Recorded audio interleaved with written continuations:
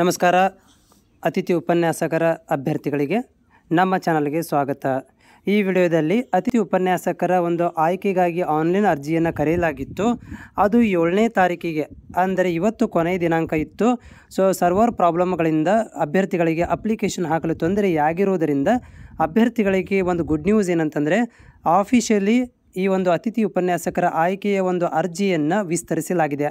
ಅದರ ಬಗ್ಗೆ ಈ ಒಂದು ಮಾಹಿತಿ ಇರುತ್ತೆ. ಮುಂದೆ ಬರುವಂಥ ಎಲ್ಲ ಮಾಹಿತಿಗಳಿಗಾಗಿ ನಮ್ಮ ಚಾನಲನ್ನು ಸಬ್ಸ್ಕ್ರೈಬ್ ಮಾಡೋದನ್ನು ಮರಿಬೇಡಿ.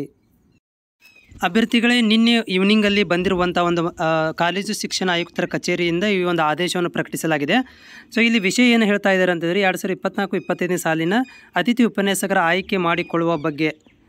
ಇಲ್ಲೇನು ಹೇಳ್ತಾ ಇದ್ದಾರೆ ಅಂತಂದರೆ ಇವರು ಈಗಾಗಲೇ ಒಂದು ಆನ್ಲೈನ್ ಅರ್ಜಿಗಳನ್ನು ಆಯ್ಕೆಯನ್ನು ಸಂಬಂಧಪಟ್ಟಂತೆ ಲಿಂಕನ್ನು ಬಿಡಲಾಗಿತ್ತು. ಆದರೆ ಈ ಒಂದು ಸಂಬಂಧಿಸಿದಂತೆ ಒಂದು ಅರ್ಜಿಯನ್ನು ಕೊನೆಯ ದಿನಾಂಕವನ್ನು 7ನೇ ತಾರೀಕಿಗೆ ನಿಗದಿಸಲಾಗಿತ್ತು. ಆದರೆ ಮತ್ತೆ ಅದನ್ನು 9/9/2024 ವಿಸ್ತರಿಸಲಾಗಿದೆ. ಅದಕ್ಕೆ ಸಂಬಂಧಿಸಿದಂಥ ಒಂದು ತಾತ್ಕಾಲಿಕ ಪಟ್ಟಿಯನ್ನು ಕೂಡ ಇವರು ಬಿಡುಗಡೆ ಮಾಡಿದ್ದಾರೆ. ಅರ್ಜಿ ಸಲ್ಲಿಸಲು ಕೊನೆಯ ದಿನಾಂಕ ಇಲ್ಲಿ 9ನೇ ತಾರೀಕಿಗಿದೆ ಮತ್ತು ತಾತ್ಕಾಲಿಕ ಮೆರಿಟ್ ಪಟ್ಟಿ ದಿನಾಂಕ 10ನೇ ತಾರೀಕಿಗಿದೆ. ಮತ್ತು ಅರ್ಜಿಯನ್ನು ಅಡಿಟ್ ಮಾಡಲಿಕ್ಕೆ ನಿಮಗೆ 11 ಮತ್ತು 12ನೇ ತಾರೀಕಿಗೆ ಕೊಡಲಾಗಿದೆ.